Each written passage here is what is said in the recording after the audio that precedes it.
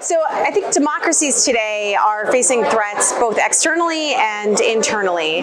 One of the most important things we can do to protect our elections against hybrid threats is actually to close off the vulnerabilities within our own societies, to address many of the divisions that are being exploited by others. But we also need to understand how to build up better defenses and how to deter this kind of activity.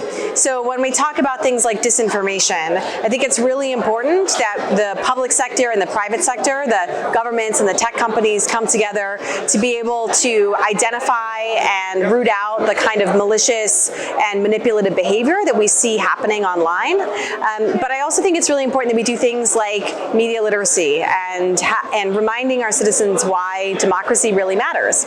We also need to do things like hardening our election systems, making sure that they aren't vulnerable to cyber attacks. And we need to raise the costs on the foreign actors that are engaging in these kinds of interference activities, doing things like sanctions as appropriate, making public attribution when there are cyber attacks on our election systems. I think our governments need to update how we work internally. A lot of these tactics take advantage of seams within our own government. They're non-traditional threats and we're not used to dealing with them. So we need to update our systems and our structures in order to be able to deal with them. And I also think it's incredibly important that democracies come together to learn from one another about both the shared threats that we're facing and the lessons that we can learn from one another about what works in response. I think that standing together as democracies and approaching this as a multilateral issue is going to be one of the most important things we can do in the face of these threats from authoritarian regimes that are trying to undermine